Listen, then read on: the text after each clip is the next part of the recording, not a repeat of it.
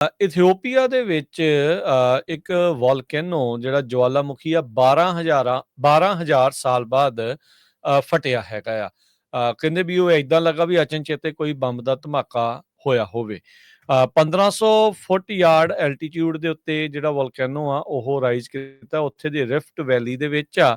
ਜਿਓਲੋਜੀਕਲ activity ਕਹਿੰਦੇ ਵੀ ਕਾਫੀ ਜ਼ਿਆਦਾ ਵਧੀ ਹੋਈ ਸੀ। ਦੋ ਟੈਕਟੋਨਿਕ ਪਲੇਟਸ ਉੱਥੇ ਮੀਟ ਕਰਦੀਆਂ, ਜਿਹਦੇ ਕਰਕੇ ਉੱਥੇ ਜਵਾਲਾਮੁਖੀ ਆ ਉਸ ਦਾ ਜਿਹੜਾ ਇਹ ਫਟਿਆ ਆ।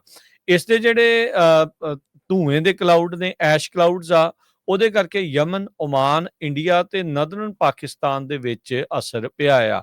ਏਅਰ ਇੰਡੀਆ ਨੇ ਦੱਸਿਆ ਵੀ ਇਸ ਜਵਾਲਾਮੁਖੀ ਦੇ ਚੱਲਦਿਆਂ ਉਹਨਾਂ ਨੂੰ 11 ਜਿਹੜੀਆਂ ਫਲਾਈਟਸ ਆ ਉਹ ਕੈਂਸਲ ਕਰਨੀਆਂ ਪਈਆਂ ਆ।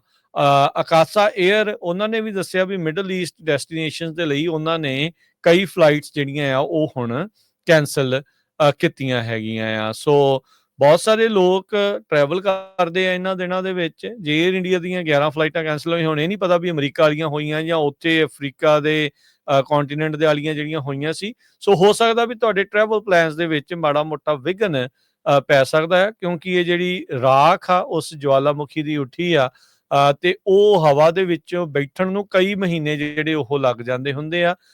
ਤੇ ਏਅਰ ਟਰੈਵਲ ਫਿਰ ਇਸ ਲਈ ਹੁੰਦਾ ਵੀ ਕਿਉਂਕਿ ਜਿਹੜੇ ਇੰਜਨਸ ਆ ਉਹਨਾਂ ਦੇ ਵਿੱਚ ਜੇ ਰਾਖ ਜਾਂਦੀ ਆ ਤਾਂ ਉਹਨਾਂ ਨੂੰ ਨੁਕਸਾਨ ਪਹੁੰਚਦਾ ਤੇ ਹਾਦਸੇ ਹੋਣ ਦਾ ਜਿਹੜਾ ਖਤਰਾ ਆ ਉਹ ਵੱਧ ਜਾਂਦਾ ਆ। ਸੋ ਇਥੀਓਪੀਆ ਦੇ ਵਿੱਚ 12,000 ਸਾਲ ਮਗਰੋਂ ਜਵਾਲਾਮੁਖੀ ਫਟਣ ਦੇ ਕਰਕੇ ਟੌਲੂਜ਼ੀ ਵੋਲਕੈਨਿਕ ਐਸ਼ ਐਡਵਾਈਜ਼ਰੀ ਸੈਂਟਰ ਨੇ ਜਿਹੜਾ ਉਹ ਦੱਸਿਆ ਆ ਵੀ ਜਿਹੜਾ ਉਹ ਅਸਰ ਇਸ ਦੇ ਵਿੱਚ ਪਿਆ ਆ।